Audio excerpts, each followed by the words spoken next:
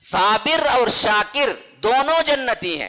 اسی واسطے ہمیں اسلاف کے اندر یہ قول ملتا ہے کہ امام جاہل ایک بہت بڑے امام گزرے ہیں، ان کے بارے میں آتا ہے کہ وہ تھے تو انتہائی بدصورت، اور بیوی جو ملی تھی وہ انتہائی خوبصورت۔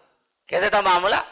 تھے تو خود انتہائی بدصورت، اور بیوی جو ملی تھی وہ انتہائی خوبصورت۔ کبھی کبھی ایسے ہو جاتا ہے، ہاں آج کی کوئی ہوتی تو کیا کرتی؟ چھوڑ کے چلے جاتی۔ آج تو ماڈرنزم ہے نا جی، آج بیویاں کچھ بھی برداشت کرنے کے لیے تیار نہیں ہے۔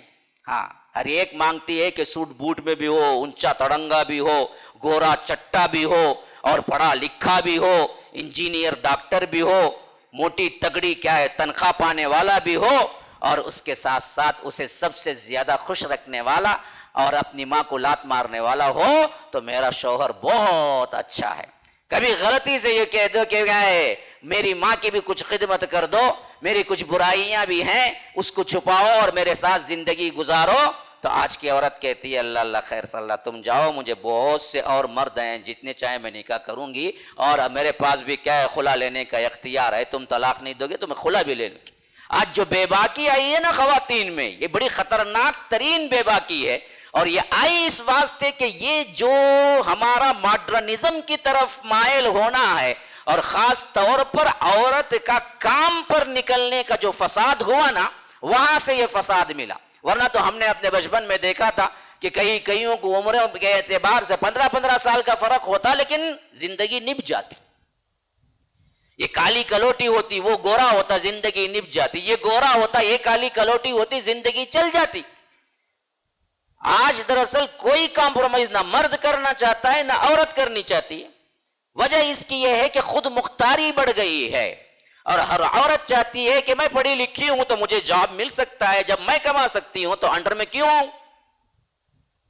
یہ بدبخت سمجھتا ہے کہ مرد کے یہ اس کے ساتھ غلامی کیوں کروں، اس کے ساتھ ایک ہی سے بندھن کیوں بن کے رہوں؟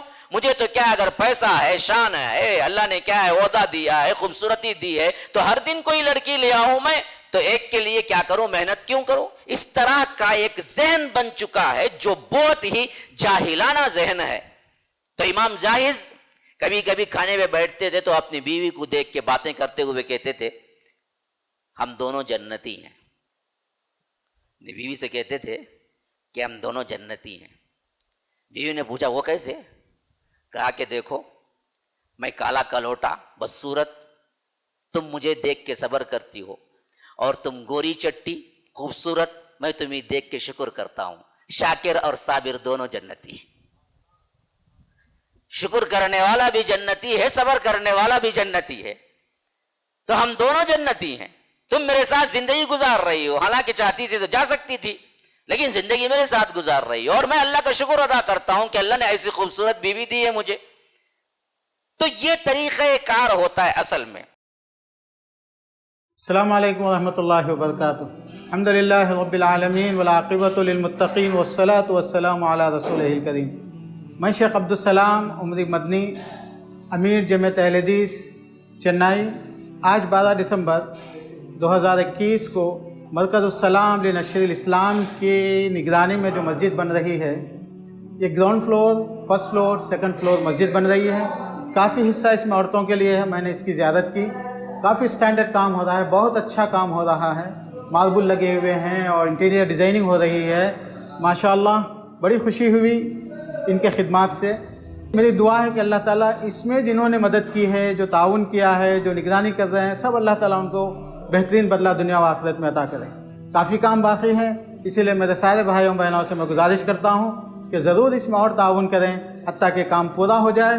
اور میری امید ہے اور میرے اللہ سے دعا ہے کہ مرکز انشاءاللہ آئندہ آنے والی نسلوں تک دین کے لیے، توحید کے لیے ایک سینٹر قائم ہوگا، اس سے فائدہ ہوگا۔